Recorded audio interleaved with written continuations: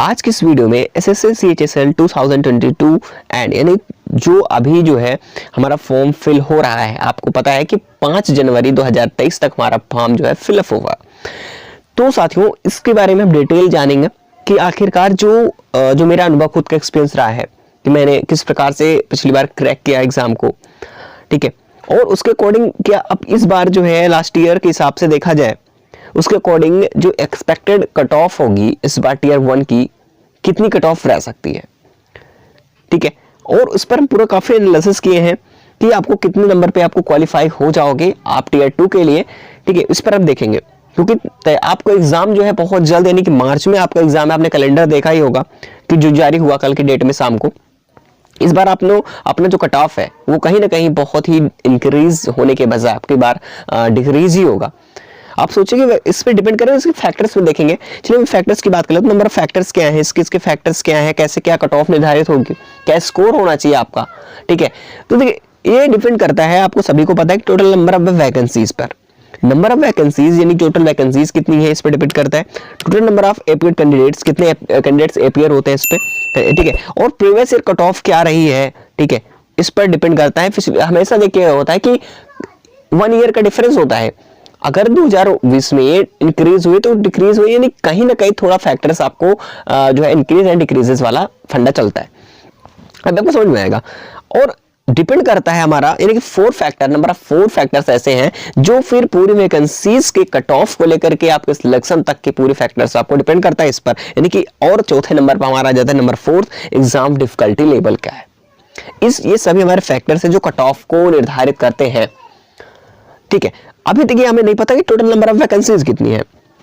अब देखिए number of vacancies की बात करें तो आपको सभी को पता है कि इस बार जो है अभी वैकेंसीज फिलहाल इस टाइम पे जो है हमारे पास जो है लगभग 4500 प्लस जो है वैकेंसीज अवेलेबल है।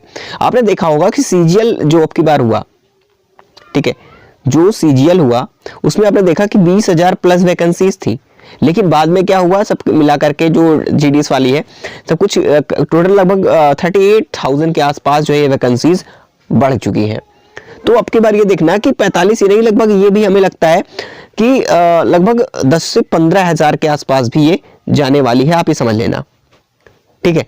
तो फिलहाल अभी तो फॉर्म फिलअप ही चल रहे हैं। अब ये डिपेंड करता है, मैंने बताया कि total number of applications form पे डिपेंड करेगा। मान लिए कि 20 लाख या 15 या 20 लाख के आसपास फॉर्म फिल हो रहे हैं, फॉर एग्जांपल बता रहा हूँ क्या हो रहे हैं, और इस पर डिपेंड अटेंडेंस कितनी हो सकती है, देखिए सीजीएल में कितनी कम अटेंडेंस रही है उस हिसाब से देखा जाए तो। और इस बार जो है अटेंडेंस इतना तक हो सकता है, ठीक है, अटेंडेंस भी डिपेंड करता है। फिलहाल अभी तो एग्जाम स्टार्ट ही नहीं हुआ, अभी फॉर्म भी फिलअप चल रहे हैं, फिल होना, ठीक है। तो ये चीजों को लेकर के फैक्टर्स होते हैं, बट हमने फिर भी एक एनालिसिस किया सबसे हाईएस्ट के, तो आपने देखा होगा।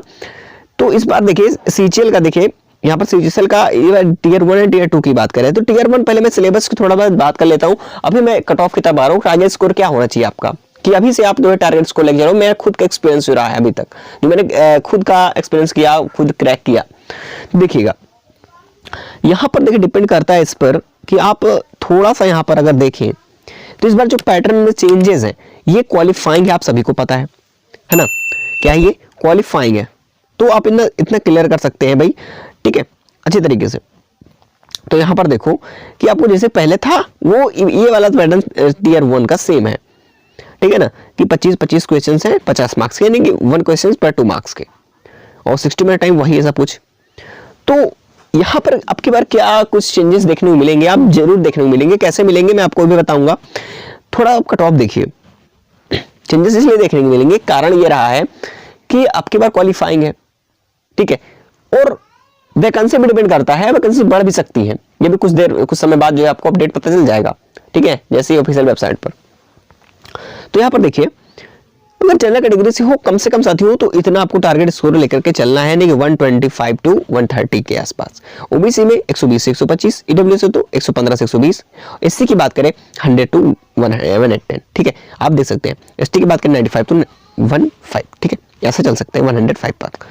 तो आप लोग समझना कि इतने के अलावा कारण ये रहा है, अभी फिलहाल मैं बात करूं किस पर, जो 4500 वैकेंसी है इस पर मैं इसके अकॉर्डिंग बेस्ड ऑन 4500 वैकेंसीज पर डिपेंड करने के अनुसार, इसके अनुसार मैं यहाँ पर कट ऑफ लगा रहा हूँ, ठीक है। सुनना, अगर इस पर नया मोड आता है कैसे, अब कम कैसे होगी ये बताना। देखिए अगर यही वैकेंसी बढ़ करके अगर 10 से 15,000 भी हो गई, बढ़ेगी जरूर, ये समझ लेना, ठीक है ना। और अब जैसे ही बढ़ेगी ये होगा क्या इसमें, अब ये वैकेंसी बढ़ी नहीं तो कट ऑफ घटी नहीं, तो कम से कम 100 जो 25 में आज बता रहा हूं यही आकर के 115 पे भी जनरल की अटक जाएगी। आप देख लेना, आप टियर 2 के लिए क्वालिफाई रहोगे। लेकिन हाँ आपको, आप अपने कैटेगरी से देख पाएंगे एक सर्विस 45 के आसपास, ओएच की बात करो 76, यानी कि मैं फाइनल की बात कर रहा हूं कि फाइनल आप टियर 2 के लिए क्वालिफाई हो, ठीक है। चलिए क्योंकि मैरिट बननी नहीं इस बार इसमें से बस क्या होना है, आप लोगों को क्वालिफाई करना है बस, ठीक है ना।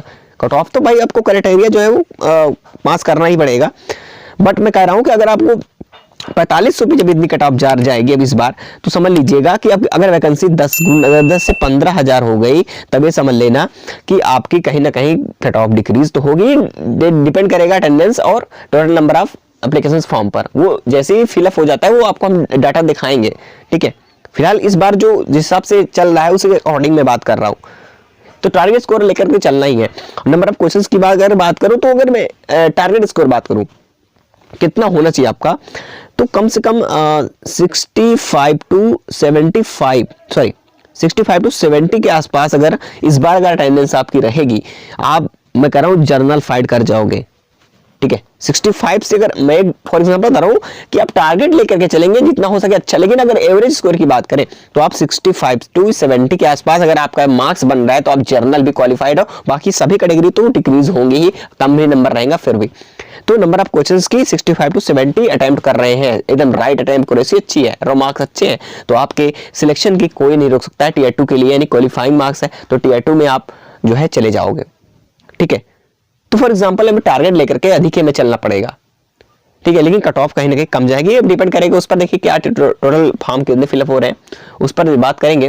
फिर 5 तारीख तक वेट कर लेते हैं हम लोग, ठीक है। और अटेंडेंस पे डिपेंड करेगा कैसे क्या होता है, हम आपको पूरा बताएंगे, अपनी जर्नी खुद आपके साथ शेयर करेंगे कि टियर 2 के लिए आपको कैसे क्या करना है, कैसे क्या आपका क्या करना होगा, ठीक है। इस पर अब पूरा हम देखेंगे, क्योंकि इस बार जो है आप लोगों को बस यही करना है कि आप लोगों को सिलेबस जो है आपका, ठीक है, सिलेबस में आपको दिखाया था भाई, थोड़ा देखिए यहाँ पर कि आपको देखिए यहाँ पर आप सभी को पता है कि हमें अगर टारगेट स्कोर लेकर के चलना है तो अच्छी तरीके से समझना पड़ेगा, ठीक है।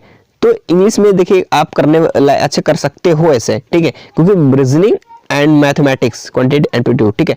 तो यहाँ पर समझिएगा क्वांटिटेटिव एप्टीट्यूड में यह होता है कि सॉलिड नंबर रीजनिंग है इस पे, यानी कि अगर इस पे हम अगर बात करें अगर 25 में अगर मान लीजिए, चलिए फॉर एग्जांपल आप करने वाले भी पूरा रीजनिंग में टाइम कर सकते हो। अगर रीजनिंग में मान लीजिए कि आप 24 के आसपास कर रहे हो, मान लीजिए 22 ही कर रहे हो, और मैथमेटिक्स में भी मान लीजिए 20 कर रहे हो, ज्यादा हम नहीं बात करेंगे, तो यहाँ पर कितना बन रहा है आपका खुद समझिएगा। ये 42 के बना, समझना 42 बना। अब ये बताओ इंग्लिश की बात करें, देखिए टियर 1 में कोई क्राइटेरिया नहीं है कि भाई किस समय पास होना, मतलब कि एक कैटेगरी में पास होना अनिवार्य है इस सेक्शन में, ये टियर 2 में इस बार लागू है, ठीक है। और इसमें ऐसा नहीं है, इसमें किसी भी मार्क्स से जोड़ के बन जाएगा। और देखिए जनरल वैस मान लीजिए कि आप अभी इस समय इग्नोर करो, और इंग्लिश लैंग्वेज की बात करें कम से कम 15 नंबर तो कर ही सकते हो। कितना हो गया 4 एंड देखिए 4, ये 42 और ये 5 यानी कि ये हो गया हमारा 57 के आसपास, हो गया 57 के आसपास, ठीक है ना। क्लियर बात हुई। अब बताओ, अब क्लियर होगा इतना, तो अगर आप किसी अगर यू आर अभी बताओ जनरल की, मैंने जनरल अवेयरनेस की मैं बात ही नहीं किया, अगर जनरल अवेयरनेस में अगर 10 नंबर भी ला रहे हो तो फिर कितना हो गया 67 हो गया। कहीं ना कहीं ये आप बिल्कुल से बिल्कुल सेफ हो चुके हो। अगर मान लिया आप जनरल अवेयरनेस में यानी जिसमें आप 8 नंबर ला रहे हो, 8 नंबर अगर ला रहे हो तो आप समझना लगभग आप 65 के आसपास गए, पहुंच गए ना वहां पे। अब कितना बना हमारा into 2, तो करेंगे कितना हमारा 130 बना, तो आप जनरल क्वालिफाइड हो गए हो। एकदम फाइनल बात कर रहा हूँ, 45 वैकेंसीज हैं, फिर भी अब बढ़ रही है तो कहीं ना कहीं आपको डिग्रीज तो होना ही होना है। फैक्टर समझ में आया, ठीक है। तो आप अपनी तैयारी को कंटिन्यू रखिए, क्योंकि आपके पास ज्यादा समय नहीं बचा हुआ है। कट ऑफ तो कम ही रहनी है, जैसे फैक्टर डिपेंड करता है, इसे हमने एसेस किया, उसके बाद देखा हमने, ठीक है। तो आप मार्च में एग्जाम है, आपके पास ज्यादा समय नहीं है, जितना हो सके प्रैक्टिस करेंगे। प्रैक्टिस करना इज वेरी इंपॉर्टेंट, यानी कि आपको जो है प्रैक्टिस करना बहुत ही जरूरी है, सही है। क्योंकि आप कितनी भी अगर कोशिश कर लो, पूरी आपकी मैथ रटी हो, अगर आपने प्रैक्टिस नहीं की है तो आपकी स्पीड यानी टाइम मैनेजमेंट भी नहीं हो पाएगा। तो अपना जो है एक स्मार्ट वर्क करो, हार्ड वर्क छोड़ो, स्मार्ट वर्क करने की अब कोशिश करो कि टाइम जो है आपके पास बहुत कम है। मार्च में टारगेट है, आप कैलेंडर नया देखा होगा आपने जो कल जारी हुआ, देख लेना, मार्च में एग्जाम है, ठीक है ना। तो प्रैक्टिसेस आपको तो करना ही पड़ेंगे, जितना हो सके प्रैक्टिस करो, प्रीवियस ईयर क्वेश्चंस को लगाना सीखो, नहीं, उससे क्या होता है आपको आइडिया लग जाएगा।